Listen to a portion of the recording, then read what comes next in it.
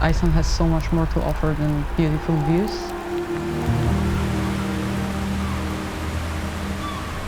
I have to experience the Iceland through the sounds. I happened to start driving around islands and recording the places I've already been to many times, but when I started recording them, I realized that that's the first time I'm actually there. I received an email from Artlist one day. They asked if I was interested in capturing the stunning landscapes of Iceland and film a mini documentary about Kashka, a field recordist for the Artlist catalog.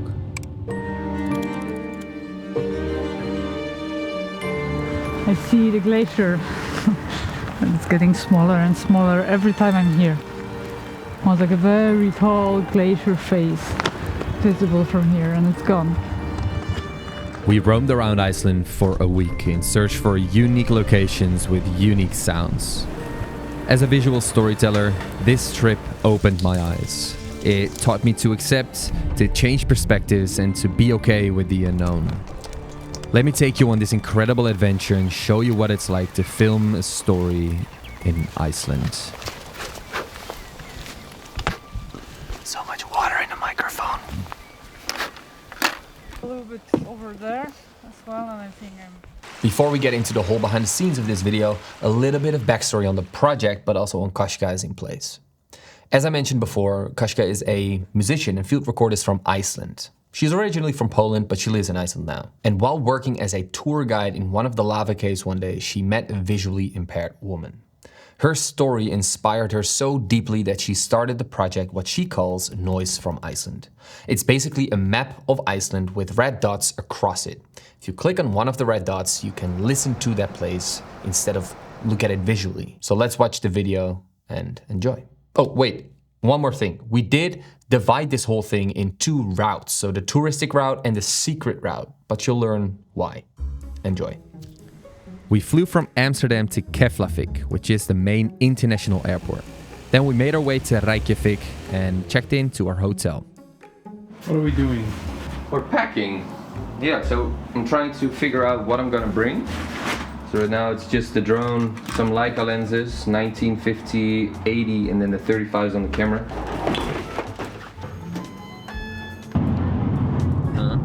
the sun is somewhere there, for sure. We're on our way to Sólheimajökull, which is a 2.5-hour drive away from Reykjavik.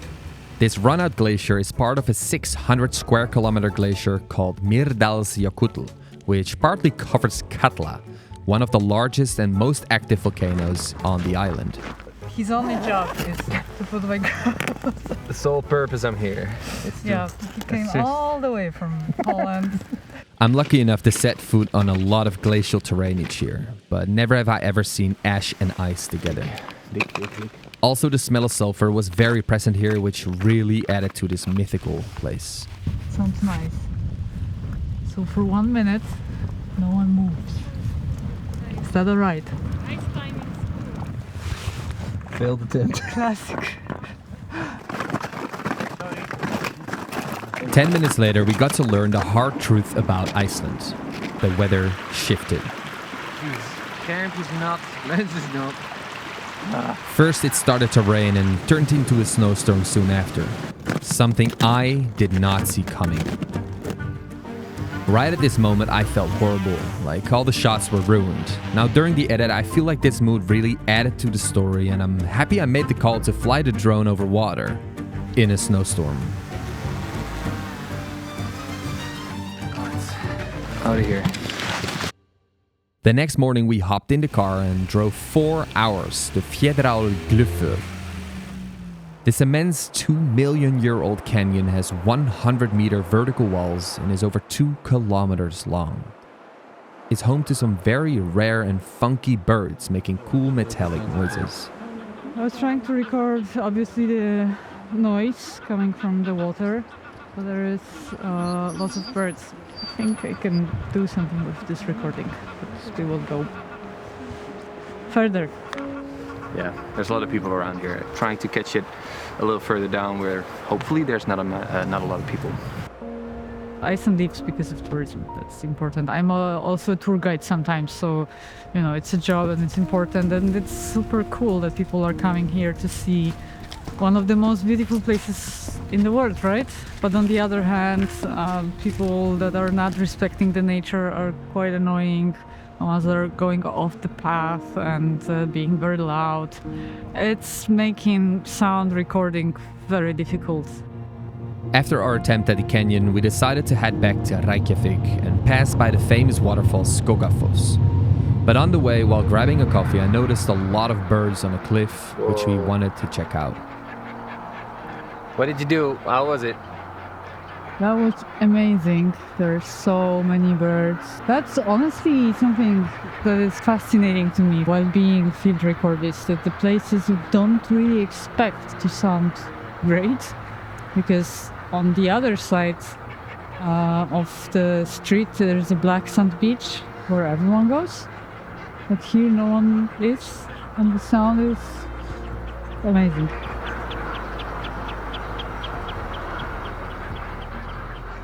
At the moment we're at Skogafoss, which is probably one of the most famous waterfalls.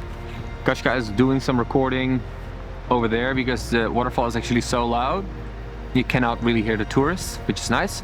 And I'm trying to get some shots from the top and from like the water falling, not necessarily the bottom, because obviously there's tourists.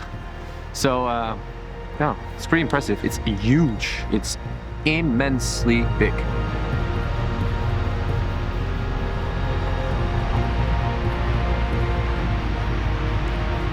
Even though we've shot some amazing footage these last 2 days, I felt very nervous and uncomfortable because this wasn't the Iceland I had imagined. I've seen so many touring cars, fences, people screaming and shouting, and just nature that was completely ruined by the amount of tourists that we definitely needed to change our game plan in order for this project to succeed. And therefore we went on to kind of a secret route. One that not a lot of tourists know of, but Kashka does. So I won't be sharing any of these fancy animated maps, but I do want to say though, Iceland is huge and there is so much opportunity to find new spots that not a lot of tourists go to. So make sure you just explore the island, but be mindful of the nature. Don't step on any moss or fancy plants, and definitely don't leave trash. Just be respectful, but enjoy it. Harder, harder, harder, faster, faster, faster, way faster. Way faster. Way faster. Yes, yeah, that's perfect. 70.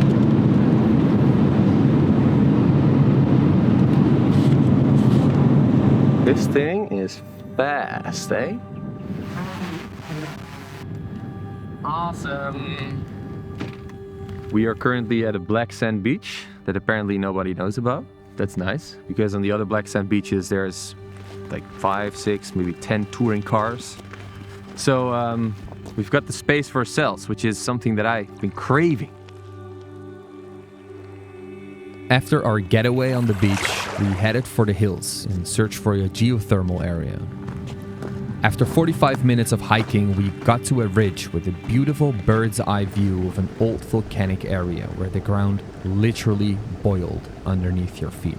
Here below the surface we have boiling water, some of it we can still see boiling, and below the layer of hot geothermal water there's magma. So we are very close to hell.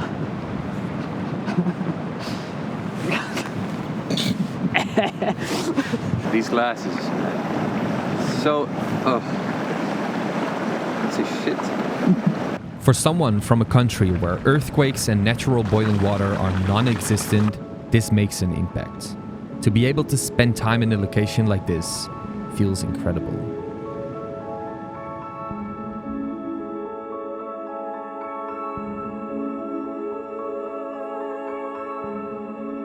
I wanted to do an interview outside, but as you may have guessed, the weather didn't allow us the luxury, so we had to seek shelter, and we ended up in this church. This beautiful Icelandic church has quite the story.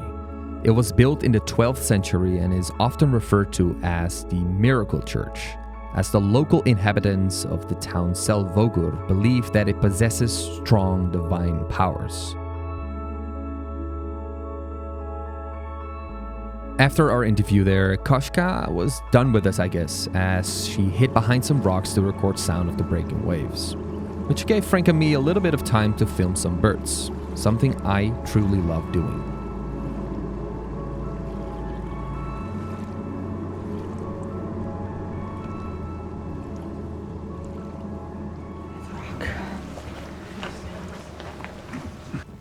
We are inside of the lava cave. The simplest way to explain how lava caves are formed is to imagine that we are standing inside of the empty lava river. So the volcano that formed it was out there. Lava was streaming, flowing down slope, solidified on the surface, and after eruption, the rest of lava drained out. So everything that surrounds us is solidified lava. The breakings in the ceiling are called skylights, and this is the last opening to the cave. So after that point, no more daylight, no more natural life as well. Complete darkness and just rocks. This is the place where Koshka met the visually impaired woman that started this entire project of noise from Iceland. A lava cave is something I've never seen before, so it was such a mind-blowing spot to film at. I enjoyed every second of it, but my camera, not so. We're going to record the ice stalagmites because they sound amazing. They sing in the water drops.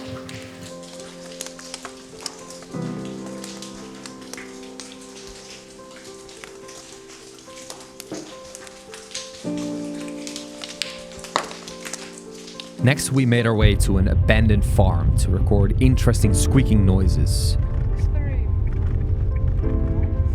It was raining cats and dogs right at this moment, which brings along so many technical difficulties. I'm looking for some nice squeaky sounds. It's a really cool sound here. I actually hear. Shooting in rain is quite scary and difficult because it can break your camera, it can fog up your lens, it can do so many sorts of things to your equipment. But I pushed through, and these shots definitely make a difference in the whole film. It's raining hard now. We are going to the place that was supposed to be a geothermal power plant, but it's not.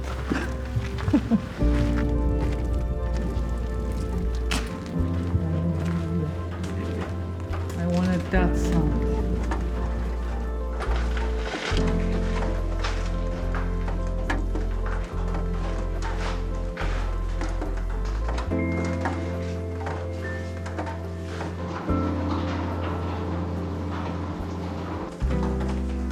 The scale of Iceland is indescribable.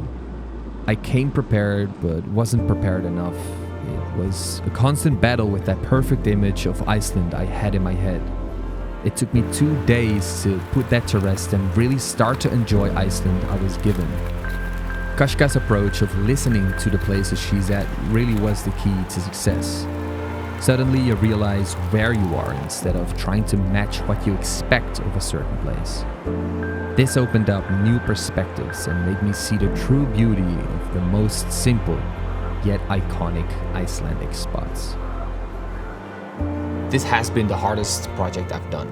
I have never felt so insecure about my work than with this project. While shooting it, I felt like this whole thing just failed miserably and I was the one that caused it.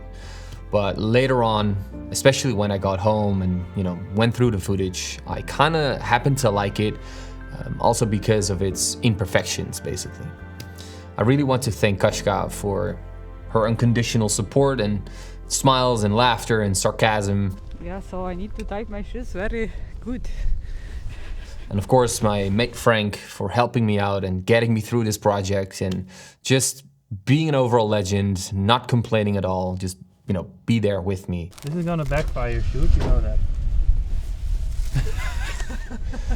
And of course, Artlist for giving me the opportunity to do these projects.